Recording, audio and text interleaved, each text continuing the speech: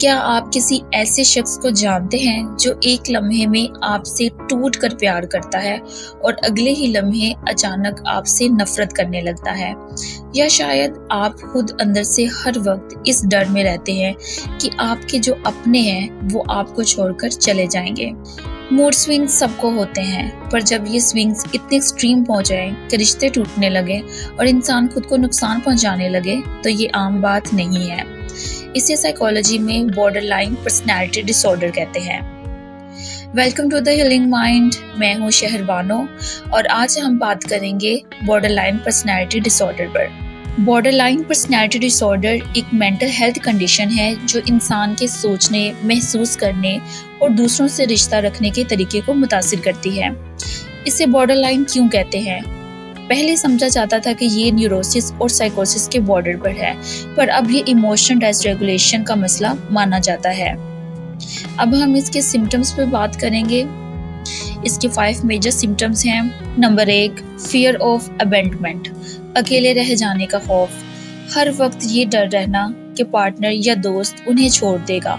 छोटी सी बात पर पैनिक हो जाना, जैसे आपका लव वन आपको लेट रिप्लाई करे। नंबर 2, अनस्टेबल रिलेशनशिप्स या स्प्लिटिंग, या तो सामने वाला उनकी नज़र में परफेक्ट होता है या फिर बिल्कुल बुरा, ब्लैक एंड वाइट थिंकिंग, दरमियान का कोई रास्ता ही नहीं होता। नंबर 3, अनस्टेबल सेल्फ इमेज, खुद को ना समझ पाना, अपने बारे में राय अचानक बदल जाना, कभी लगना कि मैं बहुत अच्छा हूँ और कभी खुद से नफरत होने लगना।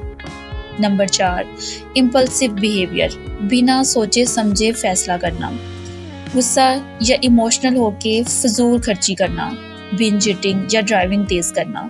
नंबर 5, क्रोनिक एम्प्टीनेस, अंदर का खालीपन, हर वक्त ऐसे लगना कि जिंदगी में कोई मकसद नहीं है, सब खाली है। अब हम इसके कॉजेस पे बात करेंगे कि ये क्यों होता है।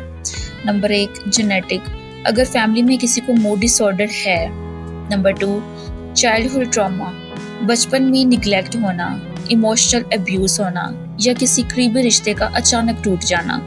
नंबर 3, ब्रेन केमिस्ट्री, ब्रेन का वो हिस्सा जो इमोशंस और गुस्से को कंट्रोल करता है, यानी कि अमिगडाला, वो सही से सिग्नल प्रोसेस नहीं कर पाता। अब हम बॉर्डरलाइन पर्सनैलिटी डिसऑर्डर के ट्रीटमेंट पर बात करेंगे। सबसे पहले है dialectical behaviour therapy, DBT. Borderline personality disorder के लिए डीबीटी को गोल्ड स्टैंडर्ड माना जाता है। ये एक खास किस्म की थेरेपी है जो स्पेशली इमोशनल इंस्टेबिलिटी को मैनेज करने के लिए बनाई गई है। इसमें पेशेंट को 4 अहम स्किल्स सिखाई जाती हैं। नंबर 1, माइंडफुलनेस, इसमें पेशेंट को अपने जज्बात, अपने इमोशंस को बिना कोई फैसला किए या पैनिक हुए सिर्फ महसूस करना और एक्सेप्ट करना सिखाया जाता है।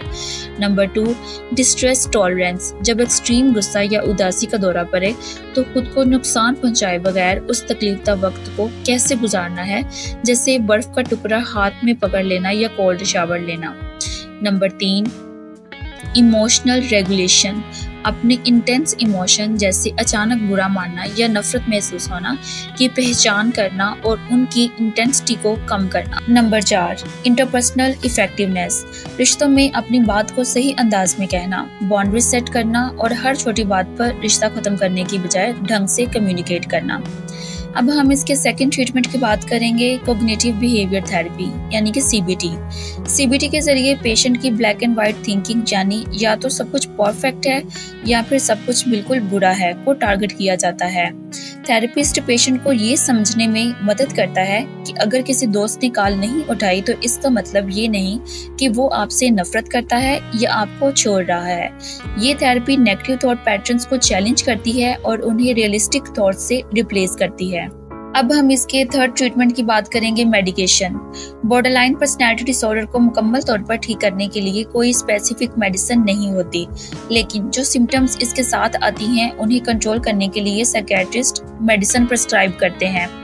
उसके लिए वो मूड स्टेबलाइजर या एंटी डिप्रेसेंट्स देते हैं ताकि एक्सट्रीम मूड स्विंग्स और इंटेंस उदासी को थोड़ा सा बैलेंस किया जा सके। एंटी एंजाइटी मेडिसिन देते हैं जो हर वक्त अकेले रह जाने का डर और बेचैनी होती है उसे कम करने के लिए। बॉर्डरलाइन पर्सनैलिटी डिसऑर्डर का इलाज बिल्कुल मुमकिन है। ये कोई ऐसी चीज़ नहीं है जिसे इंसान बदल नहीं सकता। सही थेरेपिस्ट और डीबीटी थेरेपी की मदद से बॉर्डरलाइन पर्सनैलिटी डिसऑर्डर के पेशेंट एक बेहतरीन, सुकूनदा और कामयाब ज़िंदगी गुजार सकते हैं। अगर आपको लगता है कि आप में या आपके किसी करीबी में ये साइंस हैं, तो कमेंट सेक्शन में शेयर करें, वीडियो को लाइक और चैनल को सब्सक्राइब करना ना भूलें। Thank you. अल्लाह हाफिज़।